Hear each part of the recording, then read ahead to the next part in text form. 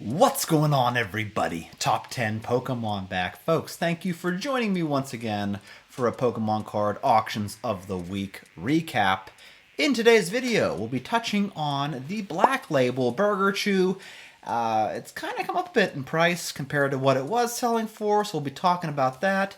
And we'll also be talking about the explosion of non-holo PSA 10 WotC cards that are slapping this week for some reason or another, hitting some astounding prices. So please, folks, stay tuned to the very end. You're going to love today's recap. After you're done enjoying this week's auction recap that I assembled for you, I would really appreciate it if you checked out the 100% Pokemon card auction block happening this Sunday, January 11th on fanaticscollect.com. This particular auction block features some beautiful cards like this Blaine's Charizard from Gym Challenge and this Quad 9.5 Reverse Holo Articuno from Legendary Collection, along with other graded gems including cards from First Edition Base and the top series cards as well. So after the recap, please check out these cards ending on Fanatics this Sunday night. As always, a direct link to the auction block will of course be in the description of this video. Please, folks, go check it out. I appreciate your support. Now, there wasn't as many auctions as we usually see this week, but it does allow me to talk more in depth about each of these auctions. Let's get started off with this auction recap, starting off with some modern sealed product, particularly the sealed Destined Rivals booster boxes. We saw several sales this week. Here is one in auction for $390, another one for $405, another one for $415. And then we saw a case of Destined Rivals boxes sell for $2,900, which is on par with the market price. The current market price for these boxes on TCG Player, it has it marked as about $402 for a sealed box. And this, folks, is up about 42% in the past 6 months. Now, what's interesting is that you hear a lot of talk about reprints, specifically of Destined Rivals, and how it's going to bring the boxes down to MSRP or even below that. But folks buying these boxes didn't seem to get that memo. Either that or they don't really care because these boxes have almost never been higher. You could argue they've gone close to $500, but $400 for a Destined Rivals box is pretty amazing. Up next, we have this lot of 7 graded cards from Evolving Skies. We have 3 PSA 9s and 4 PSA 10s. Most notably, the Rayquaza VMAX alt art there, which still sells for a pretty penny. So all 7 of these cards sold this week for $2,850. So what do you think about this lot, folks? Was it a good deal? I didn't quite take the time to price out each of these cards individually, but it seems like a pretty good deal, especially when you got both the Rayquazas there in PSA 10. Up next, we have this Eevee from the Prismatic Evolutions Pokemon Center exclusive box that sold as a PSA 10 for $407. And this card is actually down quite significantly from 2 months back. Well, back in the middle of October, this card was selling for $690 pretty consistently, now down to $407. So, I don't know, folks. Might be a good time to pick this card up in PSA 10. Up next, the Burger Chew. What's this card been up to? Well, let me say that about a month ago, this card went down very low. Now keep in mind, this card had once sold for over $20,000 as a black label. I mean, that's well documented when it first came out.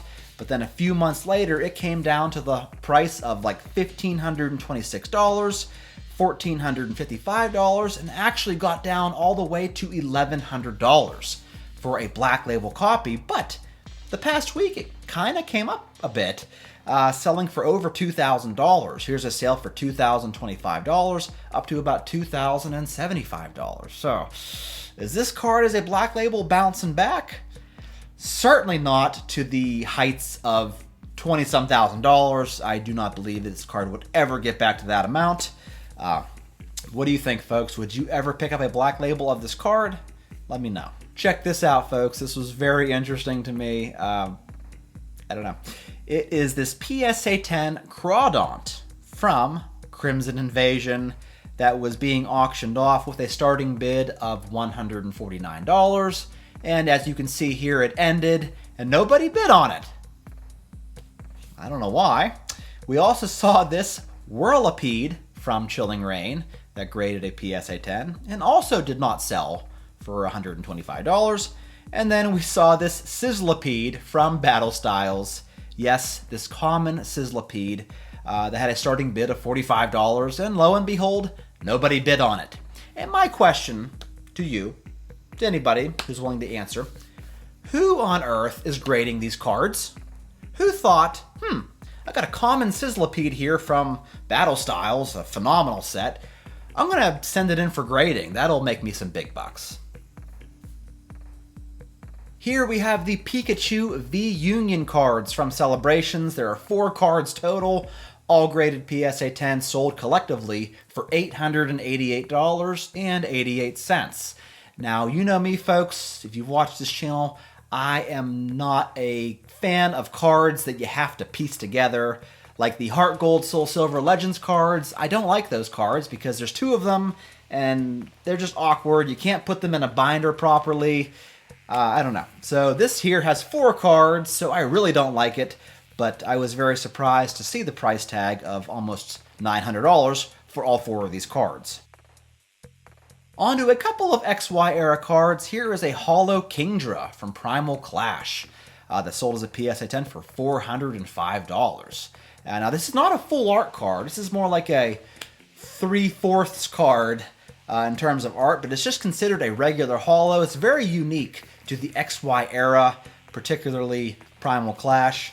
Then we also saw this Mega Gengar EX from Phantom Forces that sold for $5,900, and I do believe this is the secret rare copy of the Mega Gengar. And then lastly, for our more modern cards, if you will, is this Japanese full art Pikachu that sold as a PSA 10 for $7,500. Now, when you look at the background of this card, it's nothing spectacular compared to what we usually see today, where you got a bunch of stuff in the backgrounds of these cards. It's super interesting, but you got a badass looking Pikachu front and center. It brings a lot of character in and of itself and goes for quite a price tag as well. All right, folks, you ready for these non-holo WotC cards? I don't think you are. Here is a PSA 10 First Edition Pikachu from Jungle, sold this week for $875. Yes, this is a confirmed paid-for sale.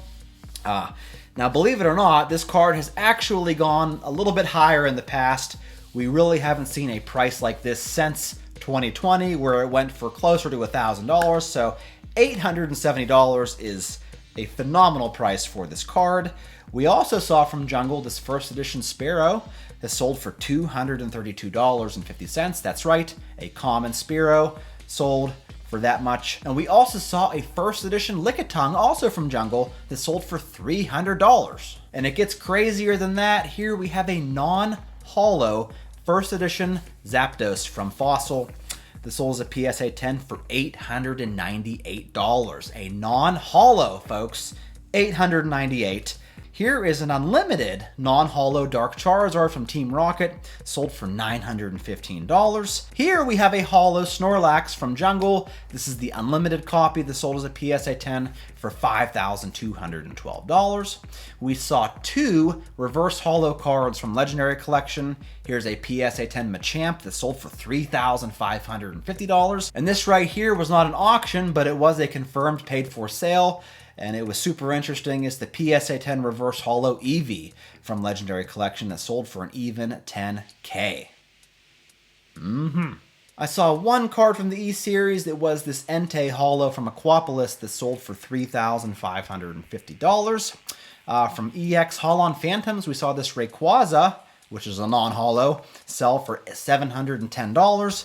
Along with this reverse holo Pichu from Holon Phantoms that sold for $1,608 this week. Here is a PSA 9 Gold Star Charizard that sold for $13,700. And then we saw this Japanese promo Daisuke Club 7,200 point promo Espeon Prime in PSA 9 that sold for $12,188 this week. On to some interesting sales from the Fanatics weekly auction block. Here is a PSA 9 Charizard from base set. This is an unlimited copy that sold for $4,081, and I haven't seen a price like this for this card as a PSA 9 in, well, since 2020. Here's a PSA 10 First Edition Moltres from Fossil. Hollow Moltres that sold for $4,440. Here is a BGS 10 Black Label 25th Anniversary Japanese Charizard with the Black Diamond NBA stamp on it as well, so double the blackness, sold for $4,560. Here is an Unlimited Blaine's Charizard from Gym Challenge that sold for $4,680 as a PSA 10. Here is a Black Label Pikachu Stamp Box promo, sold for $5,640. Here is a Campaign Poncho wearing Pikachu, also got a Black Label and sold for $6,600. Here is a Reverse Hollow Gengar from Skyridge in PSA 10, sold for $7,200, along with this Black Label Japanese Umbreon EX from Terrestrial Festival that also sold for $7,200. And then, I'm not sure what to think about this sale, folks, but it is this PSA 10 First Edition Sabrina's Gengar non-holo from Gym Challenge that sold for $10,500. Here we have a BGS 9.5 First Edition Shining Charizard from Neo Destiny, sold for $10,800. And then we saw this PSA 10 First Edition Holo Dragonite from Fossil that sold for $20,400. Along with this Black Label Japanese Mewtwo GX that sold this week for $34,800. And speaking of Mewtwo, the auction of the week, I have to give to this PSA 10 First Edition base set Mewtwo that sold on eBay for $62,100 this week. Thank you so much for tuning in. I appreciate it more than you know. I really do. Leave a comment below letting me know what you thought of these auctions. That's all I got for you today. I will catch you all in my next one.